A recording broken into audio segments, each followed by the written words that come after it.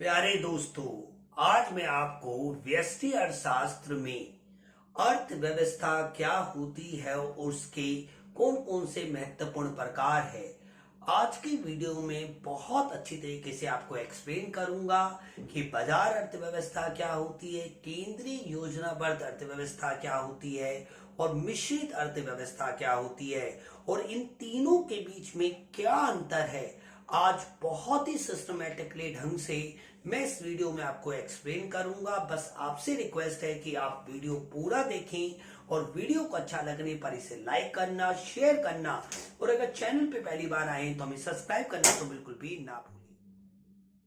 सबसे पहले हम ये समझते हैं कि अर्थव्यवस्था का अर्थ क्या होता है।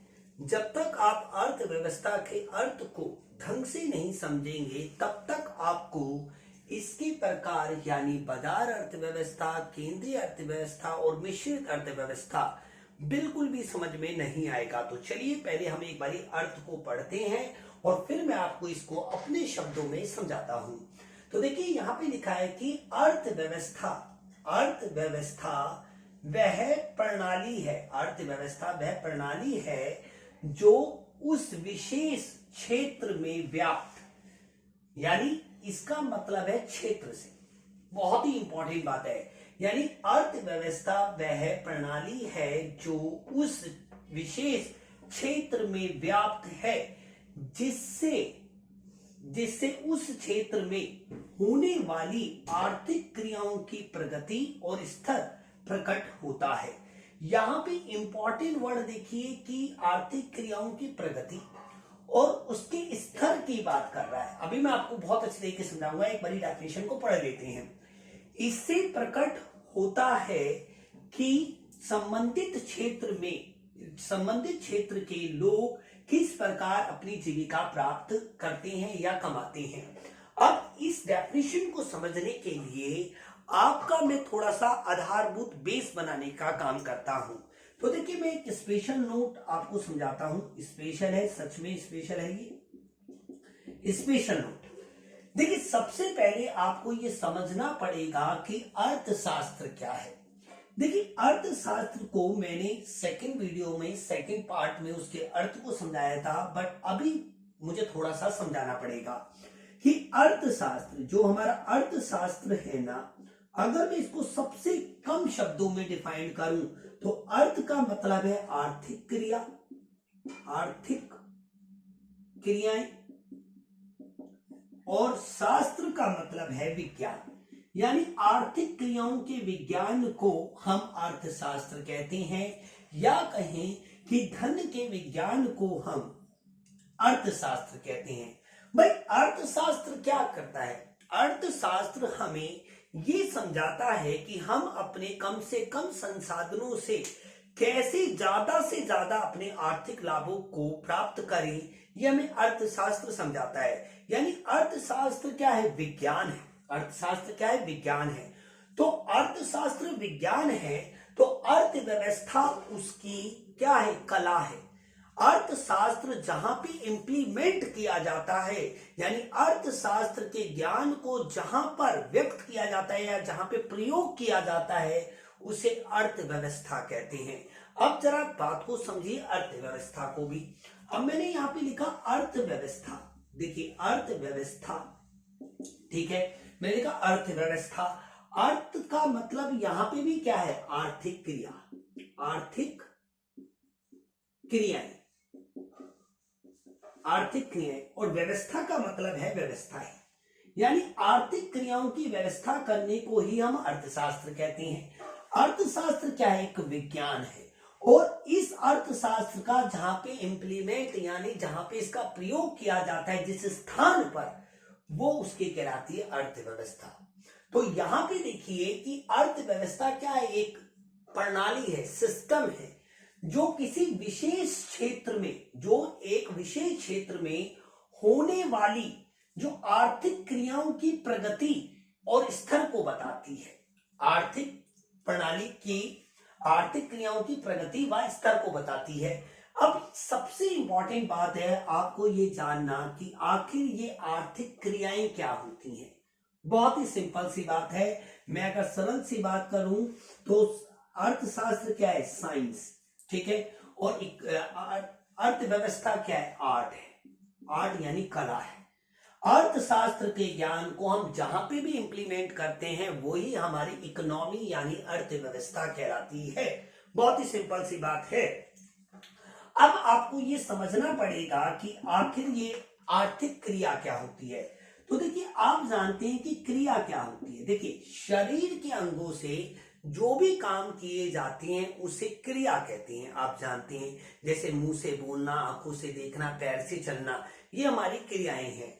अगर ऐसी क्रियाएं जिससे एक व्यक्ति अपनी जीविका प्राप्त करे, क्या प्राप्त करे? जीविका, जिसे इंग्लिश में आप लिववुड कहते हैं, जीविका प्राप्त करे, तो उसे फिर हम क्या कहेंगे? आर्थिक क्रिया। आप पहले तरीके से तो आप ऐसे डिफाइन कर सकते हैं, यानी ऐसी सभी क्रियाएं जिससे एक व्यक्ति या व्यक्तियों के समूह अपने जीवन यापन के लिए जीविका प्राप्त करते हैं, उसे हम आर्थिक क्रिया कहते हैं। बहुत ही सिंपल सी बात है। अब आर्थिक क्रियाओं के विज्ञान को हम अर्थशास्त्र कहते हैं, और आर्थिक क्रियाओं की कला को, क्योंकि जो अर्थशास्त्र का ज्ञान है और जहां पे वो व्यक्त किया जाएगा, जहां पे उसका प्रयोग किया जाएगा, वो उसकी अर्थव्यवस्था है। बहुत ही सिंपल सी बात है मेरे दोस्तों।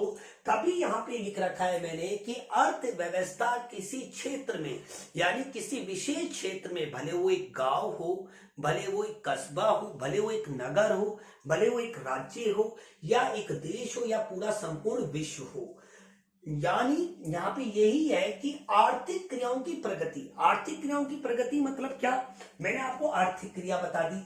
अब चार हमारी मेन आर्थिक क्रियाएं होती हैं, और अच्छी तरीके से आपको समझाने के लिए मैं अब आपको महत्वपूर्ण आर्थिक क्रियाओं, देखिए मैंने यहां पे लिखा आर्थिक क्रिया या आर्थिक क्रियाएं, यानी इकोनॉमिक एक्टिविटी जिसे आप कहते हैं। तो देखिए, आर्थिक क्रिया को हम दो तरीके से डिफाइन कर सकते हैं। आर्थिक क्रियाएं वह क्रियाएं होती हैं जिससे एक व्यक्ति अपनी क्या प्राप्त करता है? जीविका प्राप्त करता है। जीविका बहुत ही इंपॉर्टेंट। दूसरी तरीके से हम इसको ऐसे डिफाइन कर सकते हैं, आर्थिक क्रियाएं वह क्रियाएं होती हैं जो दुर्लभ संसाधनों से संबंधित होती है, जो दुर्लभ संसाधनों या साधनों से संबंधित होती है, साधनों से संबंधित होती है। ठीक है। अब मूलभूत आर्थिक क्रियाएं क्या है? मूलभूत आर्थिक क्रियाएं यानी जो हर देश में, हर जगह पे पाई जाती है, जो दुनिया का कोई भी ऐसा क्षेत्र नहीं है जहां पे ये आर्थिक क्रियाएं नहीं हो। मूलभूत मतलब ये है, होती है आर्थिक क्रियाएं। तो हमारी मूलभूत आर्थिक क्रियाएं हैं चार। पहली है हमारा उत्पादन, जिसे आप प्रोडक्शन कहते हैं। दूसरा है हमारा उपभोग, जिसे आप कंजम्पशन कहते हैं। तीसरा है हमारा निवेश, जिसे आप इन्वेस्टमेंट कहते हैं इंग्लिश में। और चौथा है हमारा विनिमय, जिसे आप एक्सचेंज कहते हैं। विनिमय, जिसे आप एक्सचेंज कहते हैं।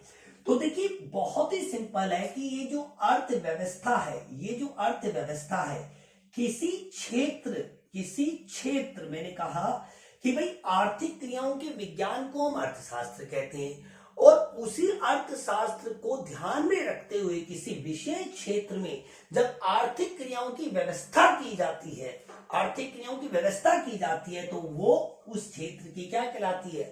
अर्थव्यवस्था कहलाती है। और अर्थव्यवस्था किसी क्षेत्र में होने वाली आर्थिक क्रियाओं की प्रगति, यानी उसके नेचर और उसके लेवल यानी स्तर को हमें बताती है।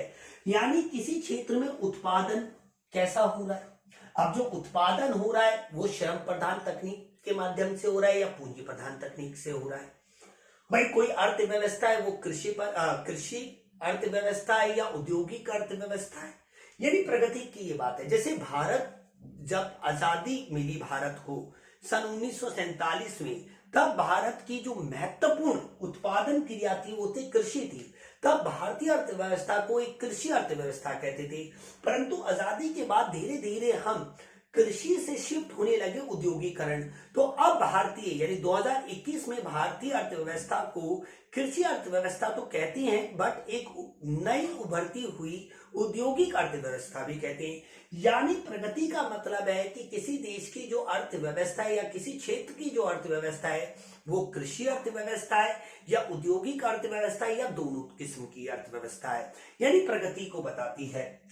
तो यहाँ पे प्रगति आपको सुनाएगी स्तर, यानी किसी क्षेत्र में उत्पादन ज्यादा हो रहा है या कम हो रहा है या समान है पिछले से। उपभोग क्या है? अब देखिए, मैं अगर एक एक बारी थोड़ा सा इनको समझा दूं तो आपको बहुत अच्छी तरीके से क्लियर हो जाएंगी सारी बातें। सबसे पहले हम बात करते हैं कि उत्पादन क्या होता है। उत्पादन एक ऐसी आर्थिक क्रिया है या उत्पादन एक ऐसी आर्थिक प्रक्रिया है जिसके अंतर्गत किसी वस्तु या सेवा के मूल्य में वृद्धि की जाती है, उसकी उपयोगिता को बढ़ा के मूल्य में वृद्धि की जाती है। यानी जब हम कपास को कपड़े में बदल देते हैं, कपड़ा बनाते हैं, कपास से जब हम कपड़ा बनाते हैं, कपास और कपड़ा, कपास भी उपयोगी है, कपड़ा भी उपयोगी है, बट कपास की तुलना में कपड़ा ज्यादा उपयोगी है।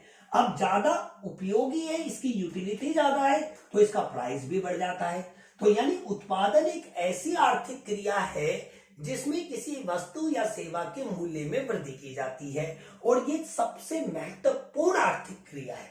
क्यों? क्योंकि जब उत्पादन होगा तभी तो उपभोग होगा, तभी तो निवेश होगा, तभी तो विनिमय होगा। सिंपल सी बात है।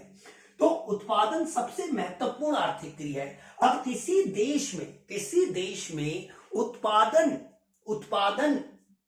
करने की जो प्रगति है, मशीनों का ज्यादा प्रयोग हो रहा है, हाथों का ज्यादा प्रयोग हो रहा है, ये हमें अर्थव्यवस्था बताती है।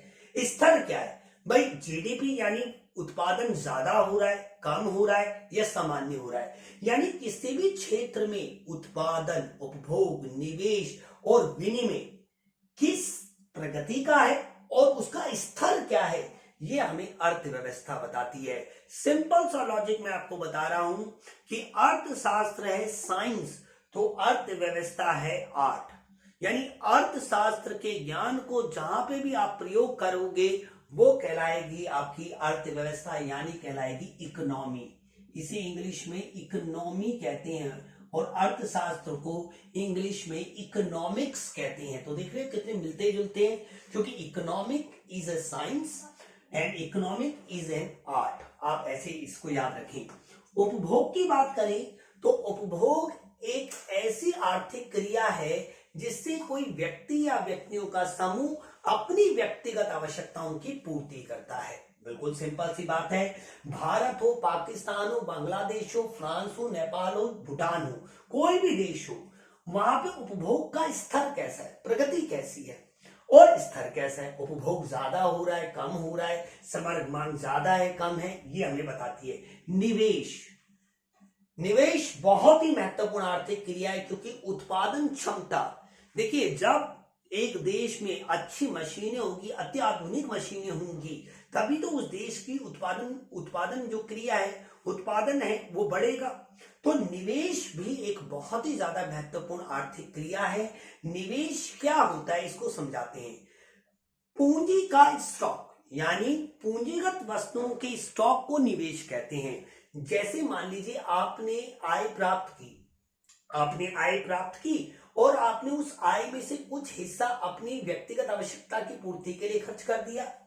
आपने आय के दो भाग होते हैं, आय यानी इनकम, एक होती है आपका उपभोग और दूसरी होती है आपकी बचत। अब इस बचत को आपने पूंजीगत वस्तु, जो पूंजीगत वस्तु में क्या कर दिया, व्यय कर दिया पूंजीगत वस्तु में। अब जैसे कि कोई मशीन हो गई, कोई प्लांट हो गया, है ना, कोई मशीन हो गई, कोई प्लांट हो गया, आप अपनी सेविंग में से तो लगाओगे उसमें। तो यानी कि पूंजीगत वस्तु का संग्रह करना ही निवेश कहलाता है, जो कि उत्पादन क्षमता को बढ़ाता है। और जितनी उत्पादन क्षमता बढ़ेगी उतना उत्पादन बढ़ेगा, और जितना उत्पादन बढ़ेगा उतनी आय बढ़ेगी, और उतना ही एक देश की आर्थिक समृद्धि दर में वृद्धि होगी, आर्थिक विकास में वृद्धि होगी, और जो देश है वो तरक्की के मार्ग में चलेगा दोस्तों। तो निवेश एक बहुत ही ज्यादा महत्वपूर्ण आर्थिक क्रिया है। इसके बाद अगर हम बात करें विनिमय क्या होता है, बहुत ही सिंपल सी बात है भाई, हम उत्पादक वर्ग से वस्तुएं खरीदते हैं और उन्हें पैसा देते हैं। उत्पादक वर्ग हमसे भैया हमारी कारक सेवाएं खरीदता है और हमें बदले में वस्तुएं देता है। तो ये आपस में बीच में यानी विनिमय मतलब होता है एक्सचेंज करना, लेन देन। हम एक हाथ से कुछ देते हैं और दूसरे हाथ से कुछ लेते हैं, उसे ही कहते हैं विनिमय। बहुत ही सिंपल सी बात है, देश के अंदर भी होता है, घरेलू व्यापार होता है, अंतरराष्ट्रीय व्यापार भी होता है। तो देखिए, अर्थव्यवस्था किसी भी देश की ये मूलभूत आर्थिक क्रियाओं की प्रगति कैसी है और स्तर कैसी है किसी क्षेत्र में, भले वो क्षेत्र दोस्तों एक ग्राम हो यानी एक गांव हो, एक शहर हो, एक जिला हो, ठीक है, एक राज्य हो, या फिर एक देश हो, या फिर कहूं कि संपूर्ण विश्व हो। बहुत ही सिंपल सी बात है, यानी किसी भी क्षेत्र में जो आर्थिक क्रियाओं की प्रगति और उसके स्तर को अगर आपको जानना है तो आपको अर्थव्यवस्था, वहां पे आर्थिक क्रियाएं कैसी की जा रही है, ये आपको जानना पड़ेगा। तो आई होप आपको अर्थव्यवस्था के मीनिंग को मैंने समझा दिया है। अब एक इंपॉर्टेंट बात है इसमें जो कि बहुत ही ज्यादा इंपॉर्टेंट है, मैं इसे रफ कर देता हूं फिर आपको समझाता हूं, ठीक है।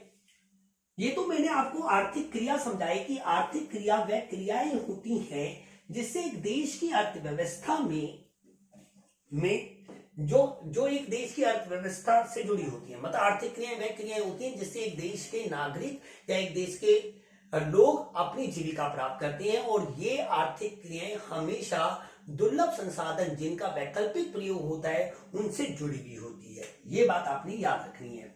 अब दोस्तों एक और इंपॉर्टेंट बात है कि कोई भी देश है, जैसे कि मान लीजिए ये पूरा संपूर्ण विश्व है, ये हो गया अपना अफ्रीका महाद्वीप, एशिया महाद्वीप, ये हो गया यूरोप महाद्वीप, ये हो गया अफ्रीका महाद्वीप, ये ऑस्ट्रेलिया हो गया, ये उत्तरी अमेरिका, ये दक्षिणी अमेरिका, मान लीजिए आप ऐसा, ये हो गया हमारा अंटार्कटिका, ठीक है। अब देखिए किसी भी क्षेत्र में ये जो पूरा विश्व है, इस हमारे कितने कॉन्टिनेंट है, 7 कॉन्टिनेंट है, यानी हमारे 7 महाद्वीप हैं, पहला, दूसरा, तीसरा, चौथा, पांचवा, छठा और ये नहीं है, 7 महाद्वीप हैं। और उन 7 महाद्वीपों में 196 अराउंड कंट्रीज हैं। बहुत ही सिंपल है। अब एक देश के, हर देश के जो निवासी हैं, जो देशवासी हैं, वो अपने जीवन यापन के लिए उनको क्या चाहिए होती है, वस्तुएं चाहिए होती हैं और सेवाएं चाहिए होती हैं। जैसे आपको राशन चाहिए होता है भैया, शिक्षा चाहिए होती है, स्वास्थ्य चाहिए होता है। तो शिक्षा और स्वास्थ्य क्या है, सेवाएं हैं, और राशन, कपड़े, ये सब क्या है, आपकी वस्तुएं हैं। तो किसी भी व्यक्ति या व्यक्तियों के समूह यानी परिवार को जीवन जीने के लिए विभिन्न प्रकार की वस्तुओं तथा सेवाओं की जरूरत होती है। अब वो जरूरत को पूरा कौन करती है, आय करती है। और आय हम कैसे प्राप्त करते हैं, देखिए बहुत ही सिंपल है। कोई भी देश है, उसके निवासी जो है जीविका प्राप्त ना 4 माध्यमों से कर सकते हैं, 4 माध्यमों से। सबसे पहले कुछ लोग श्रम देते हैं अपना, कुछ लोग पूंजी लगाते हैं, कुछ लोग भूमि अपनी किराए पे देते हैं, और कुछ लोग बिजनेस करते हैं। जो लोग श्रम देते हैं, क्योंकि आय तभी तो प्राप्त होगी ना जब आप कुछ काम करोगे। तो कुछ लोग जॉब करते हैं, कुछ लोग अपना पैसा इन्वेस्ट करते हैं, कुछ लोग अपने घर, मकान, दुकान को किराए पे देते हैं, और कुछ लोग बिजनेस करते हैं। जो लोग श्रम देते हैं तो उन्हें मजदूरी मिलती है या फिर वेतन मिलता है। जो स्थायी कर्मचारी होते हैं उन्हें वेतन मिलता है, जो अस्थायी कर्मचारी होते हैं उन्हें मजदूरी मिलती है। सिंपल। तो ये हो गई हमारी कारक सेवाएं। ये हमारी 4 कारक सेवाएं हैं दोस्तों, ये हमारी 4 महत्वपूर्ण कारक सेवाएं हैं जिन्हें उत्पादक वर्ग उत्पादन के कारकों की तरह प्रयोग करके ही उत्पादन करता है। समझ रहे हो मेरी बात। और जो पूंजी लगाते हैं वो उन्हें ब्याज मिलता है, जो भूमि लगाते हैं, जो भूमि अपनी किराए पे देते हैं, उन्हें किराया, लगान या रॉयल्टी मिलती है। और जो उद्यम यानी बिजनेस करते हैं, इंटरप्राइज लगाते हैं, उन्हें लाभ प्राप्त होता है। तो ये देख रही हो आप ये जो मजदूरी तथा वेतन है, ये जो ब्याज है, या ये जो किराया है, या ये जो लाभ है, ये क्या है? जीविका। ये क्या है? जीविका, जो जीवन जीने में आपकी मदद करती है, ताकि इन्हीं के माध्यम से आप विभिन्न प्रकार की वस्तुओं तथा सेवाओं को खरीद कर अपने जीवन को जी सकते हैं। तो देखिए दोस्तों, मैंने आपको यही बताने की कोशिश की है कि अर्थव्यवस्था क्या होती है। अर्थव्यवस्था का मतलब है किसी विशेष क्षेत्र में होने वाली आर्थिक क्रियाओं की प्रगति और उसके स्तर के बारे में हमें जानकारी देती है, और साथ में हमें यह भी बताती है कि उस क्षेत्र में रहने वाले लोग अपनी जीविका किस प्रकार से प्राप्त करते हैं। आई होप आपको इतनी बात समझ में आई है। अब हम आगे बढ़ते हैं, इसके तीनों महत्वपूर्ण प्रकार को समझते हैं। अब हम समझते हैं कि अर्थव्यवस्था के 3 महत्वपूर्ण प्रकार कौन कौन से हैं और इन तीनों के बीच में आखिर क्या डिफरेंस है। दोस्तों, आप वीडियो को पूरा जरूर देखें, आपको इसके अर्थ को मैं बहुत अच्छे तरीके से बताऊंगा और डिफरेंस को, ठीक है। तो देखिए, सबसे पहले मैंने अभी आपको बताया कि अर्थव्यवस्था जो होती है वो अर्थ का मतलब होता है आर्थिक क्रिया, और व्यवस्था का मतलब है व्यवस्था ही, ठीक है। यानी ये जो आर्थिक क्रियाएं हैं,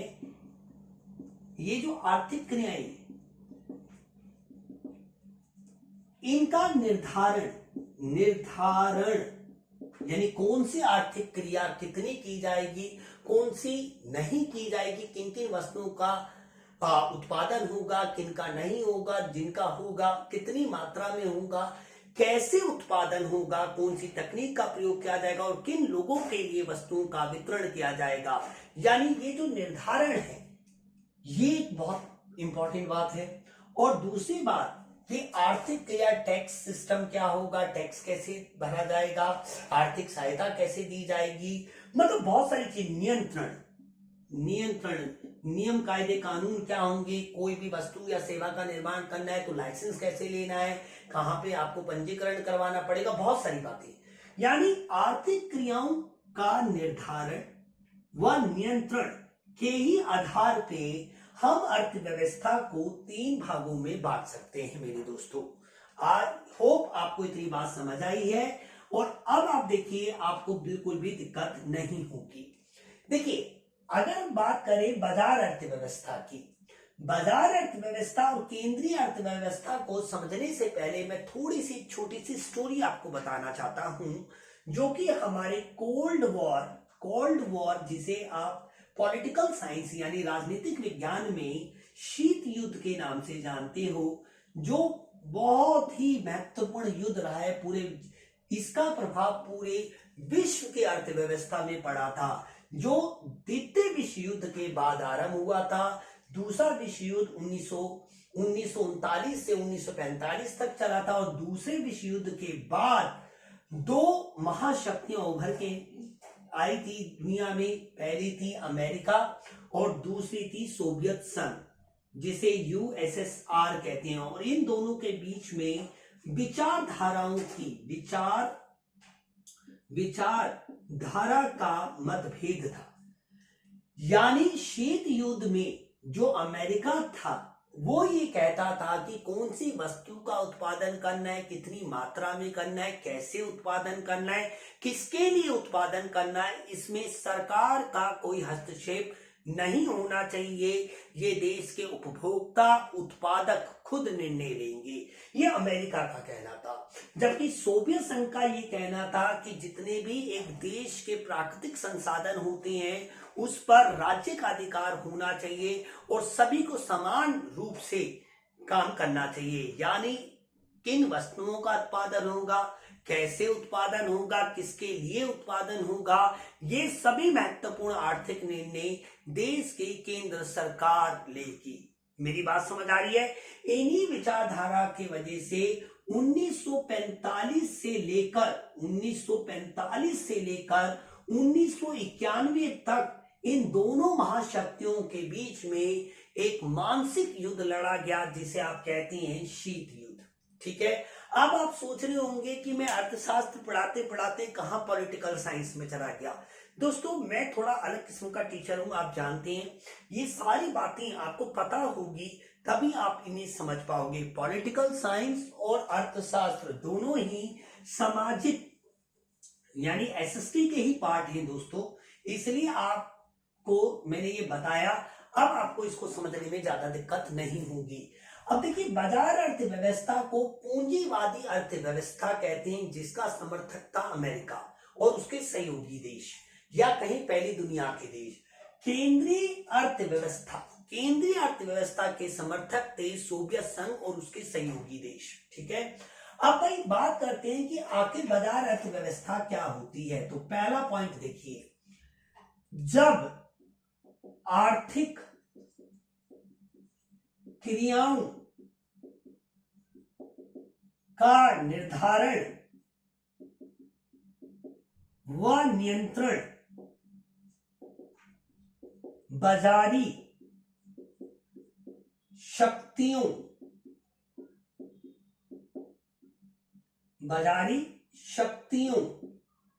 यानी बाजारी शक्तियों का होता है किसी वस्तु या सेवा की बाजार मांग व बाजार पूर्ति। जब आर्थिक क्रियाओं का निर्धारण व नियंत्रण बाजारी शक्तियों के द्वारा किया जाता है तो उसे बाजार अर्थव्यवस्था कहते हैं। बाजार अर्थव्यवस्था कहते हैं। अब ये बात आपने समझी। यानी इंपॉर्टेंट बात क्या है यहाँ पे? इंपॉर्टेंट बात ये है कि भाई किन किन वस्तुओं का उत्पादन किया जाएगा, किन किन वस्तुओं का उत्पादन नहीं किया जाएगा, और कितनी मात्रा में किया जाएगा, कैसे उत्पादन किया जाएगा और किसके लिए उत्पादन किया जाएगा।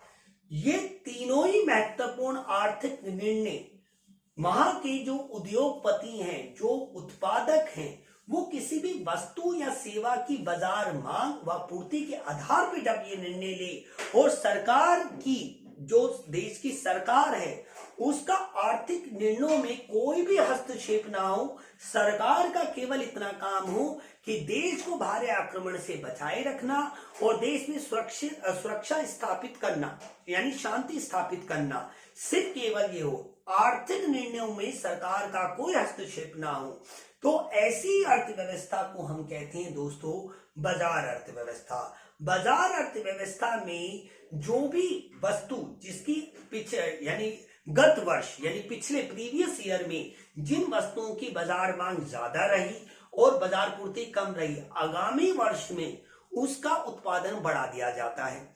और जिन वस्तुओं या सेवाओं का गत वर्ष यानी प्रीवियस ईयर में बाजार मांग कम रही और बाजार पूर्ति ज्यादा रही, उनका आगामी वर्ष यानी नेक्स्ट ईयर उनके उत्पादन को घटा दिया जाता है।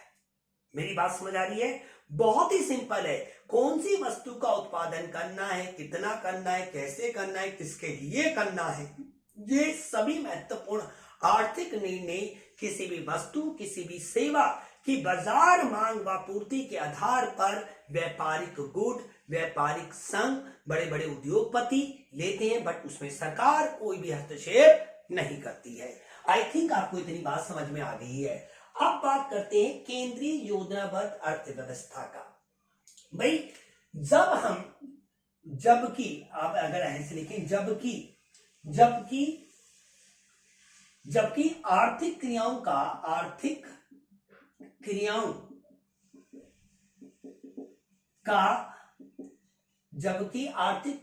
का निर्धारण व नियंत्रण जबकि आर्थिक क्रियाओं का निर्धारण व नियंत्रण केंद्रीय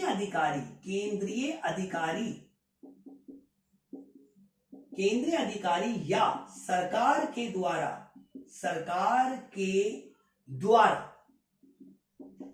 किया जाता है, किया जाता है, तो उसे केंद्रीय अर्थव्यवस्था कहते हैं। तो उसे केंद्रीय अर्थव्यवस्था कहते हैं। देखिए मेरे दोस्तों, यहाँ पे जो देश की सरकार होती है वो आर्थिक निर्णयों में बिल्कुल भी हस्तक्षेप नहीं करती है, तभी इसका नाम है बाजार अर्थव्यवस्था। क्योंकि यहाँ पे आर्थिक निर्णय लेने के लिए हम जो आधार बनाते हैं वो बनाते हैं बाजारी शक्तियों का, और बाजारी शक्तियों का मतलब होता है किसी वस्तु या सेवा की बाजार मांग व पूर्ति। मेरी बात समझ आ रही है? जिस भी वस्तु की बाजार मांग ज्यादा है, पूर्ति कम है, उत्पादन बढ़ाया जाएगा। जिस भी वस्तु की बाजार मांग कम है और पूर्ति ज्यादा है, उसका आगामी वर्ष में उत्पादन घटा दिया जाएगा। तो यानी यहाँ पे आर्थिक निर्णय लेने के लिए हम वस्तु या सेवा की बाजार मांग व पूर्ति का आधार रखते हैं। परंतु केंद्रीय योजनाबद्ध अर्थव्यवस्था, जिसे हम साम्यवादी अर्थव्यवस्था भी कहते हैं, इसमें ऐसा नहीं होता। इसमें बाजार मांग व बाजार पूर्ति का कोई लेना देना नहीं है। यहाँ पे देश की जो केंद्र सरकार होती है वो निर्णय लेती है कि कौन कौन सी वस्तु का उत्पादन किया जाएगा, कौन कौन सी वस्तु का उत्पादन किया जाएगा और कौन कौन सी वस्तु का उत्पादन नहीं किया जाएगा, कितनी मात्रा में किया जाएगा, कैसे उत्पादन किया जाएगा और किसके लिए उत्पादन किया जाएगा। ये सभी महत्वपूर्ण आर्थिक निर्णय देश की सरकार या देश की सरकार का केंद्रीय अधिकारी जब स्वयं लेता है।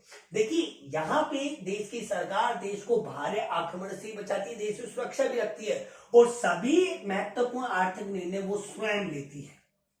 इसमें सरकार का हस्तक्षेप नहीं होता, इसमें सरकार का 100% हस्तक्षेप होता है, यानी 100% हस्तक्षेप होता ही होता है दोस्तों। तो आई थिंक आपको ये बात तो क्लियर हो गई है। अब मेरे प्यारे बच्चों, आप इसको समझिए, इसे पूंजीवादी अर्थव्यवस्था भी कहते हैं। इसे पूंजीवादी अर्थव्यवस्था भी कहते हैं। अगर हम बात करें इसे साम्यवादी अर्थव्यवस्था भी कहते हैं। अगर एग्जाम में आप लिखना चाहें तो आप ऐसे लिख सकते हैं कि द्वितीय विश्व युद्ध के बाद अमेरिका और उसके सहयोगी देश पूंजीवादी अर्थव्यवस्था के समर्थक थे, जबकि द्वितीय विश्व युद्ध के बाद सोवियत संघ और उसके सहयोगी देश साम्यवादी अर्थव्यवस्था के समर्थक थे। ये स्वतंत्रता पे निर्णय लेते थे। बाजार अर्थव्यवस्था ये मेरे दोस्तों स्वतंत्रता देती है अपने नागरिकों को, स्वतंत्रता, लिबर्टी जिसे आप कहते हैं। यानी अमेरिका किसका समर्थक है? उदारवाद का। उदारवाद का मतलब ही होता है स्वतंत्रता, उदारवाद का मतलब होती है लिबर्टी। लिबर्टी मतलब आजादी। यानी उत्पादक क्या उत्पादन करेगा, उपभोक्ता क्या उपभोग करेगा, ये आर्थिक निर्णय देश की सरकार उन्हीं पे छोड़ती है।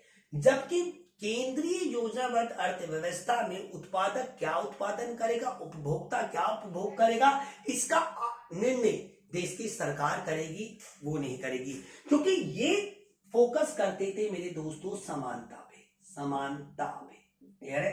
क्योंकि ये डिपेंड करता था समानता पे, क्योंकि ये समानता के समर्थक थे, समानता पे ही फोकस करते थे ये। ठीक है, आपको ये बात भी समझ में आ गई। अब एक बात समझिए, इस अर्थव्यवस्था का, देखिए क्योंकि बाजारी शक्तियों के आधार पे ही ये निर्णय लिया जाता है कि कौन सी वस्तु का उत्पादन करना है, कितनी मात्रा में करना है, कैसे करना है, किसके लिए करना है। और ये आर्थिक निर्णय कौन ले रहा है? बाजार के बड़े बड़े उद्योगपति या व्यापारिक संघ या व्यापारिक गुट ले रहे हैं। और जो भी व्यापारी होते हैं या जो भी उत्पादक होता है या उपभोक्ता होता है, जो समाज होता है, वो हमेशा विवेकशीलता का पीछा करता है। विवेकशीलता।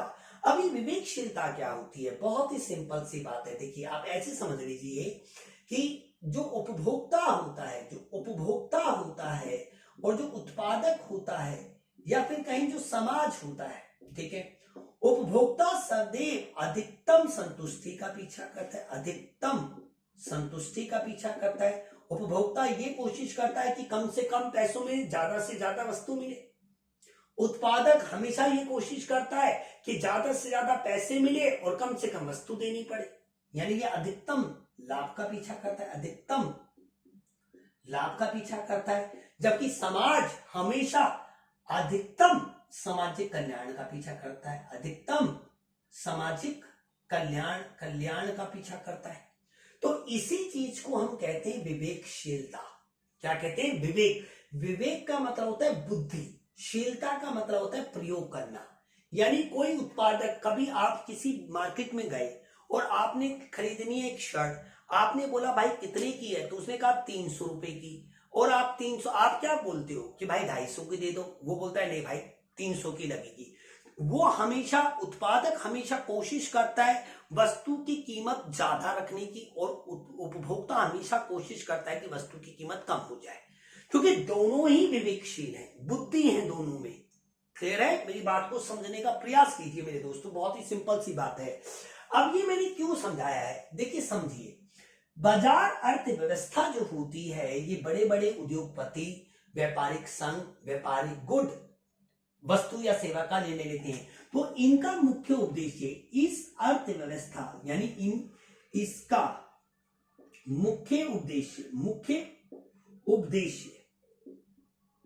मुख्य उद्देश्य अधिक लाभ कमाना होता है, अधिक लाभ कमाना है। इसका मुख्य उद्देश्य अधिक लाभ कमाना है। जबकि अगर हम बात करें केंद्रीय अर्थव्यवस्था का, इसका मुख्य उद्देश्य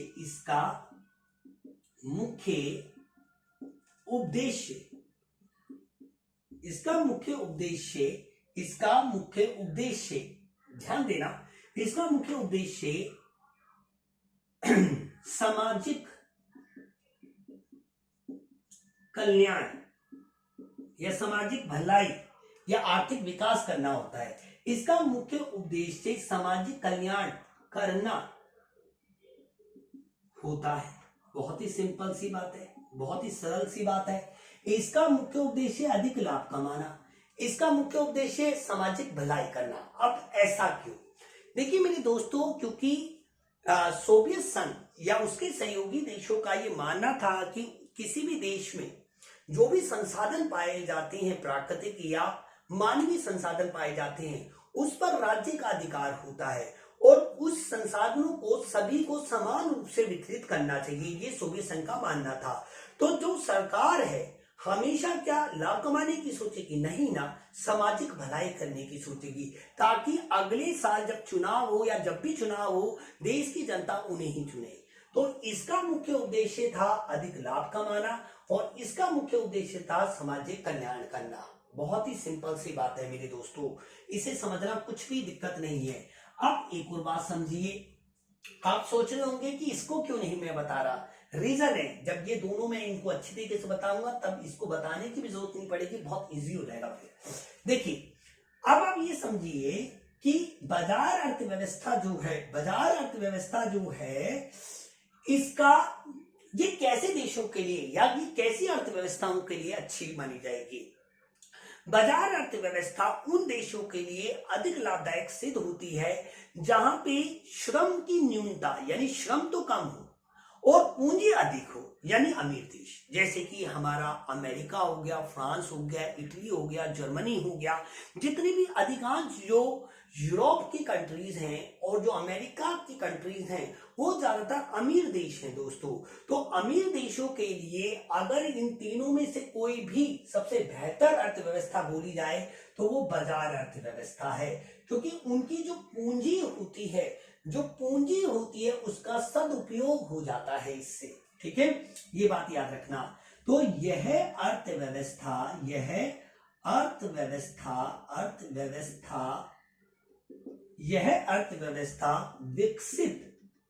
विकसित देशों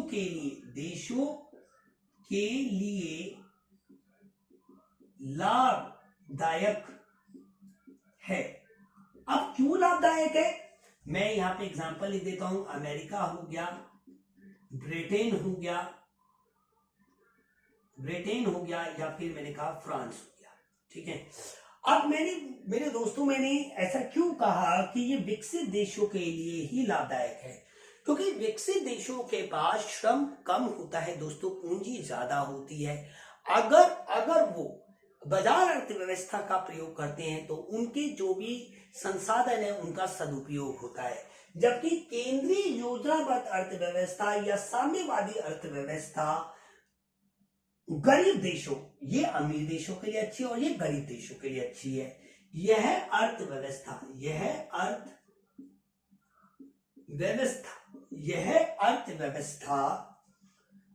अविकसित देशों के लिए लाभदायक है। जैसे एग्जांपल मैंने दे दिया, जैसे कि नेपाल हो गया, भूटान हो गया, ठीक है, बहुत छोटी छोटी कंट्रीज हो गई, श्रीलंका हो गया, मालदीव हो गया, कंबोडिया हो गया, लाओस हो गया, थाईलैंड हो गया। ये जितनी भी कंट्रीज हैं, जो छोटी छोटी कंट्रीज हैं, ये जो गरीब कंट्रीज हैं, उनके लिए ये ज्यादा फायदेमंद है। अब मैं ऐसा क्यों कह रहा हूं कि ये फायदेमंद है, क्योंकि जो गरीब देश होते हैं उनके पास पूंजी की न्यूनता होती है, यानी पूंजी उनके पास कम होती है, जबकि श्रम उनके पास ज्यादा होता है। तो ये जो विकास से ये जो केंद्रीय योजनाबद्ध अर्थव्यवस्था है, ये यहाँ पे इनके काम आती है, मतलब ये ज्यादा इनके लिए फायदेमंद रहती है। अब बात करते हैं मेरे प्यारे दोस्तों या बच्चों, मैं माफी चाहता हूं, जब मैं ट्यूशन पढ़ाता हूं तो मैं बच्चे बोलता हूं, और जब मैं यूट्यूब पे पढ़ाता हूं तो दोस्तों बोलता हूं, तो कंफ्यूजन हो जाती है, बट कोई इसे माइंड ना करें, ठीक है। और मैं आपका गुरु हूं तो मैं आपको बच्चे बोल भी सकता हूं, ठीक है। तो देखिए अब मिश्रित अर्थव्यवस्था की बात करते हैं, मिश्रित अर्थव्यवस्था की। अब देखिए बहुत सारी, जब मैंने अभी आपको बताया कि पूरे विश्व की बात करें तो ये एशिया महाद्वीप है, ये यूरोप महाद्वीप है, ठीक है, ये अफ्रीका महाद्वीप हो गया, ये ऑस्ट्रेलिया महाद्वीप है, ये उत्तरी अमेरिका हो गया, ये दक्षिणी अमेरिका हो गया, ठीक है, और ये अंटार्कटिका हो गया, ठीक है। और यहाँ पे ये हमारे 7 महाद्वीप हैं और इसमें 196 कंट्रीज हैं। मैंने ऐसे कहा भाई 1945 से यानी द्वितीय विश्व युद्ध के बाद और 1991 तक पूरी दुनिया 2 खेमों में बटी रही।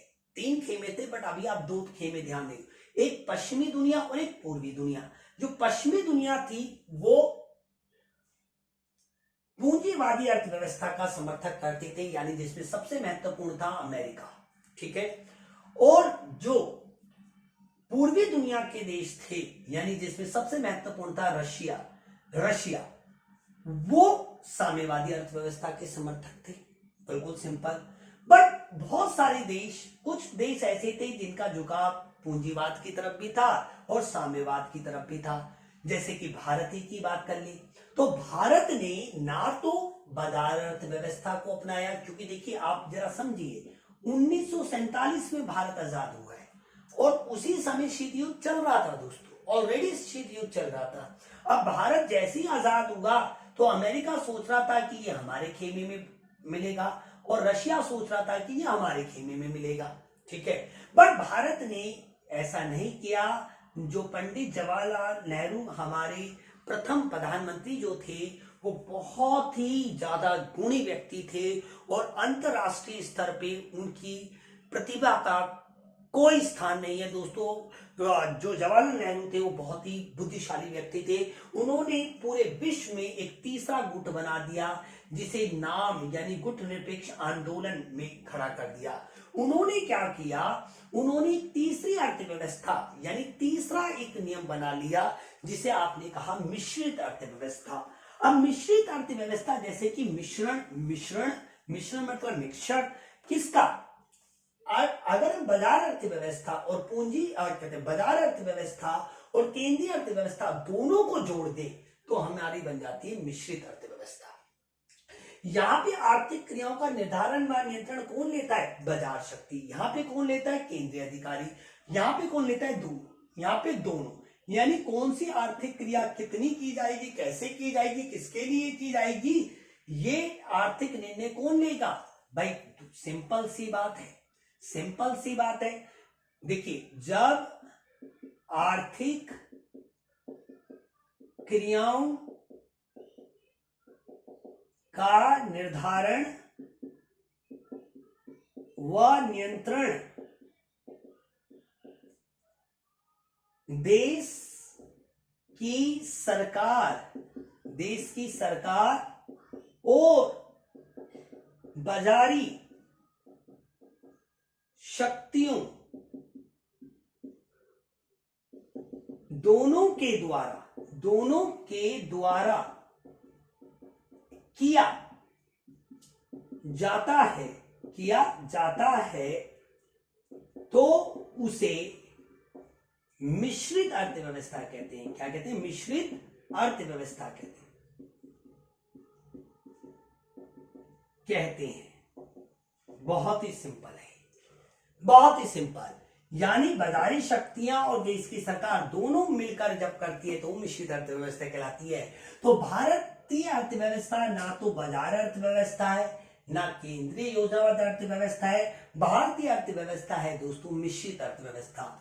बाजार अर्थव्यवस्था में जितनी भी संपत्ति होती है वो निजी संपत्ति होती है, जबकि केंद्रीय अर्थव्यवस्था में निजी संपत्ति रखने का अधिकार ही नहीं था। जितनी भी संपत्ति थी वे सार्वजनिक संपत्ति थी, जबकि मिश्रित अर्थव्यवस्था में सार्वजनिक व निजी दोनों प्रकार की संपत्ति देखने को मिलती है। आपने देखा होगा भारत में प्राइवेट स्कूल भी है और गवर्नमेंट स्कूल भी है। हॉस्पिटल की बात करेंगे तो प्राइवेट हॉस्पिटल्स भी हैं और गवर्नमेंट हॉस्पिटल्स भी हैं। तो आप देख सकते हैं, क्योंकि भारत में निजी संपत्ति और सार्वजनिक संपत्ति दोनों है। इसमें केवल सार्वजनिक संपत्ति होती है, इसमें केवल निजी संपत्ति होती है। बात को समझने का प्रयास करें।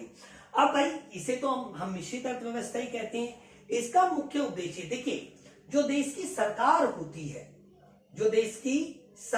होती है वो तो हमेशा देश में सामाजिक कल्याण करने की कोशिश करती है, और जो बाजारी शक्तियां होती हैं यानी बाजारी व्यापारिक गुट होते हैं वो हमेशा अधिक लाभ का पीछा करती हैं। सिंपल सी बात है भाई, बाजारी शक्तियां हमेशा उद्योगपतियों द्वारा ली जाती है, वो हमेशा अधिक लाभ का पीछा करेंगे, और सरकार हमेशा सामाजिक कल्याण का पीछा करेगी। बहुत ही सिंपल सी बात है। ये जो अर्थव्यवस्था है यानी मिश्रित अर्थव्यवस्था है, ये विकसित, अविकसित और विकासशील तीनों देशों के लिए लाभदायक होगी। भले वो विकसित हो यानी अमीर देश हो, उसके लिए भी सही है। गरीब देश हो यानी अविकसित देश हो, उसके लिए भी सही है। और तीसरा कैटेगरी होती है विकासशील देश, जिसमें भारत आता है। विकासशील, पहले भारत आता था विकासशील में, पर दोस्तों नरेंद्र मोदी जी ने 7 साल में इतना भारत का विकास कर दिया कि भारत विकासशील की जगह पे अब अविकसित देश की श्रेणी में आता है। दोस्तों कमाल है, मैं 18 घंटे काम करते हैं, वो बहुत ही अच्छा काम करते हैं। तो ये तीनों तरीके की कंट्रीज के लिए अच्छा माना जाता है। तो दोस्तों ये था आज का वीडियो। मैं माफी चाहता हूं कि मैंने बीच में ये सीरीज रोक दी थी, जिसके लिए मैं तहे दिल से माफी चाहता हूं। और अगर अभी तक आप मेरा वीडियो देख रहे हो तो बहुत बहुत धन्यवाद। हमारे चैनल को इसी प्रकार से सपोर्ट करते रहे। मिलते हैं अगले वीडियो में। जय हिंद, जय भारत।